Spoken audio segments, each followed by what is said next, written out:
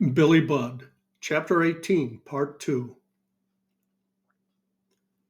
Upon this, the young sailor turned another quick glance toward Captain Vere.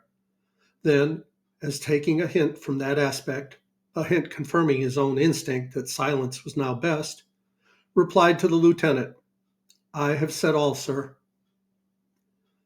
The marine, the same one who had been the sentinel without the cabin door at the time that the foretopman, followed by the master-at-arms, entered it, he standing by the sailor throughout their judicial proceedings, was now directed to take him back to the after compartment originally assigned to the prisoner and his custodian. As the twain disappeared from view, the three officers, as partially liberated from some inward constraint associated with Billy's mere presence, simultaneously stirred in their seats. They exchanged looks of troubled indecision, yet feeling that decide they must and without long delay, for Captain Vere was for the time sitting unconsciously with his back toward them, apparently in one of his absent fits, gazing out from a sashed porthole to windward upon the monotonous blank of the twilight sea. But the court's silence continuing, broken only at moments by brief consultations in low, earnest tones, this seemed to assure him and encourage him. Turning, he to and fro paced the cabin athwart. In the returning ascent to windward, climbing the slant deck in the ship's lee roll, without knowing it symbolizing thus in his action a mind resolute to surmount difficulties, even if against the primitive instincts strong as the wind and the sea. Presently he came to a stand before the three. After scanning their faces, he stood less as mustering his thoughts for expression than as one only deliberating how best to put them to well-meaning men, not intellectually mature, men with whom it was necessary to demonstrate certain principles that were axioms to himself. Similar impatience as to talking is perhaps one reason that deters some minds from addressing any popular assemblies, under which head is to be classed most legislatures in a democracy. When speak he did, something both in the substance of what he said and his manner of saying it showed the influence of unshared studies modifying and tempering the practical training of an active career.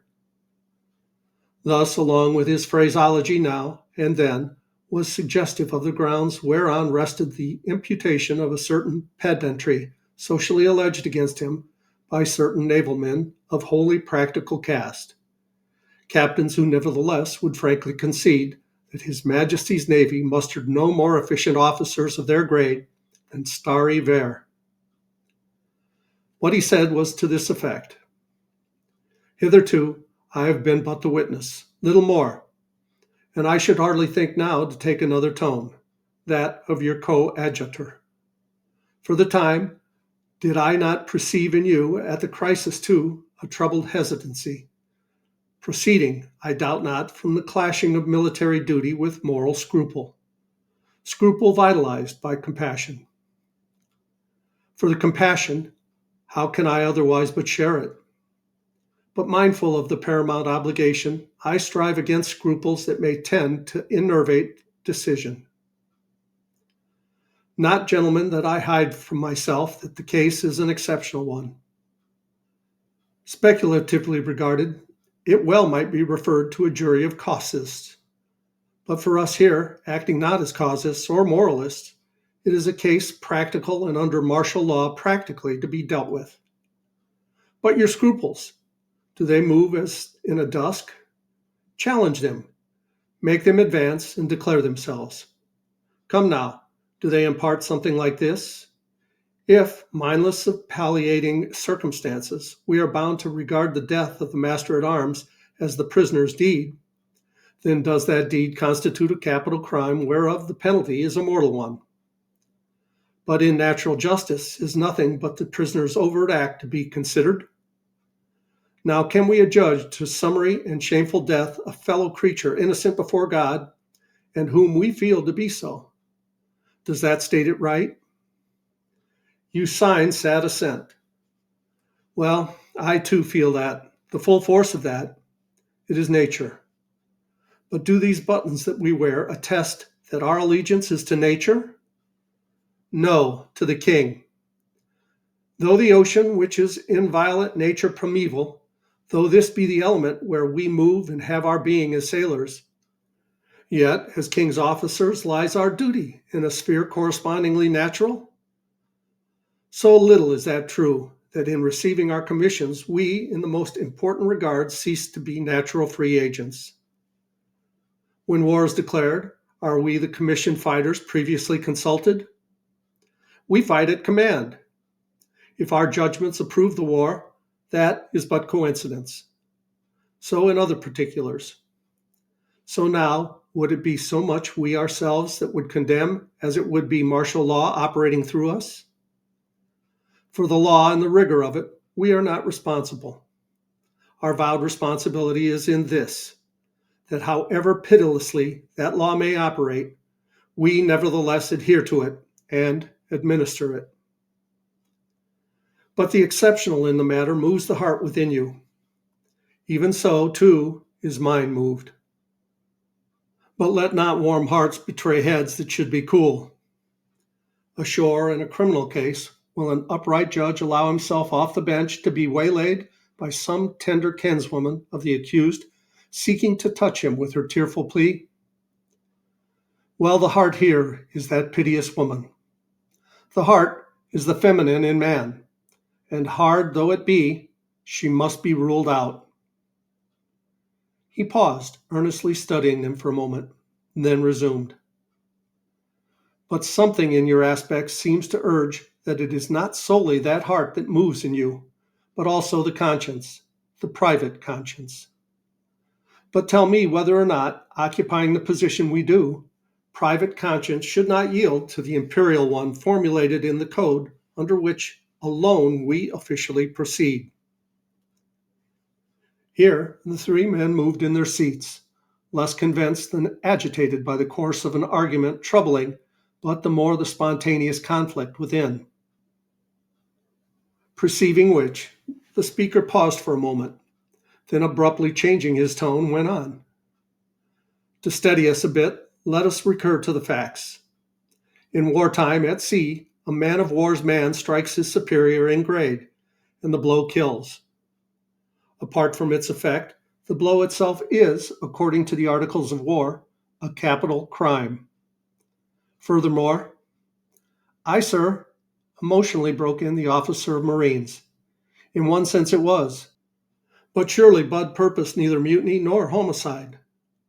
"Surely not, my good man. And before a court less arbitrary and more merciful than a martial one, that plea would largely extenuate. At the last assizes, it shall acquit. But how here? We proceed under the law of the Mutiny Act. In feature, no child can resemble his father more than that act resembles in spirit the thing from which it derives: war. In His Majesty's service, in this ship indeed, there are Englishmen forced to fight for the king against their will, against their conscience for aught we know. Though as their fellow creatures, some of us may appreciate their position, yet as Navy officers, what reck we of it? Still less recks the enemy. Our impressed men he would fain cut down in the same swath with our volunteers. As regards the enemy's naval conscripts, some of whom may even share our own abhorrence of the regicidal French Directory, it is the same on our side. War looks but to the frontage, the appearance, and the Mutiny Act, war's child, takes after the father. Bud's intent, or non-intent, is nothing to the purpose. But while put to it by these anxieties in you, which I cannot but respect, I only repeat myself. While thus strangely we prolong proceedings that should be summary, the enemy may be sighted and an engagement result.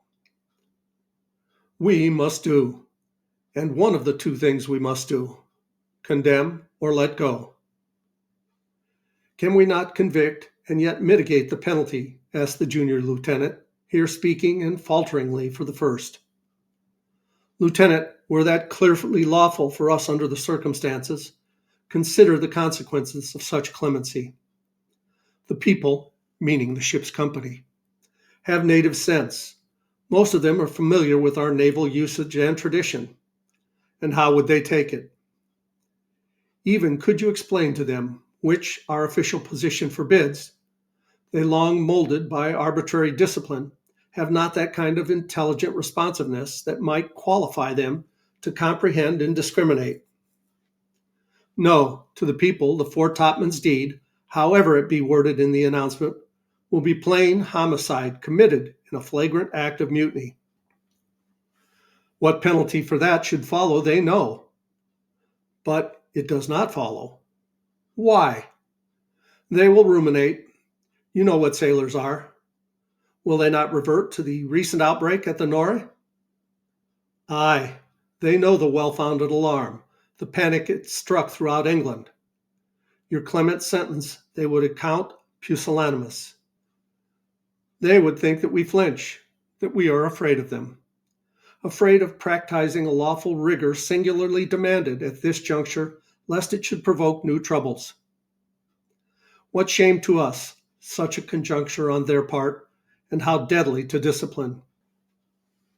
You see then whither, prompted by duty and law, I steadfastly drive. But I beseech you, my friends, do not take me amiss. I feel as you do for this unfortunate boy. But did he know our hearts, I take him to be of that generous nature that he would feel even for us on whom, in this military necessity, so heavy a compulsion is laid. And with that, crossing the deck, he resumed his place by the sashed porthole, tacitly leaving the three to come to a decision. On the cabin's opposite side, the troubled court sat silent. Loyal lieges, plain and practical, though at bottom they dissented from some points Captain Vere had put to them, they were without faculty, hardly had the inclination to gainsay one whom they felt to be an earnest man, one, too, not less their superior in mind than in naval rank. But it is not improbable that even such as his words were not without influence over them, came home to them less than his closing appeal to their instinct as sea officers. He forecasted the practical consequences to discipline, considering the unconfirmed tone of the fleet at the time. If violent killing at sea by a man-of-war's man of a superior grade were allowed to pass for aught else than a capital crime, and one demanding prompt infliction of the penalty. Not unlikely they were brought to something more or less akin to that harassed frame of mind which in the year 1842 actuated the commander of the U.S. brig of war Somers to resolve, under the so-called Articles of War, articles modeled upon the English Mutiny Act, upon the execution at sea of a midshipman and two petty officers as mutineers, designing the seizure of the brig. The resolution was carried out, though, in a time of peace and within not many days' sail of home, and vindicated by a naval court of inquiry subsequently convened ashore.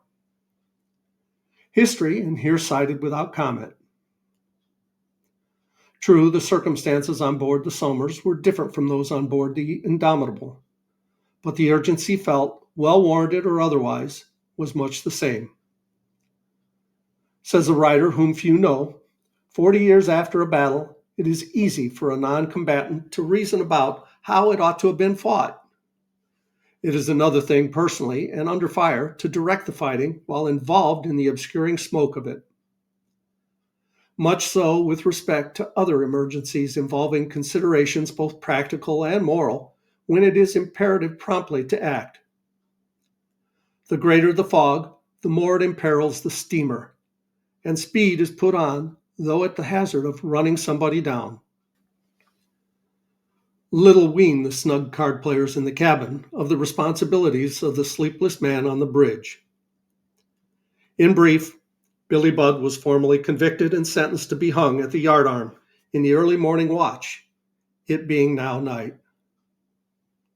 Otherwise, as is customary with such cases, the sentence would forthwith have been carried out.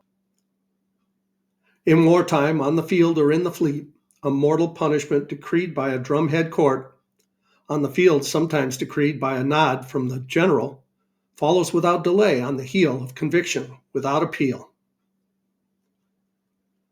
And we'll pause here and we'll start chapter 19 in the next video. Please like, subscribe, leave a comment below. I love you guys. As Tigger says, ta-ta for now.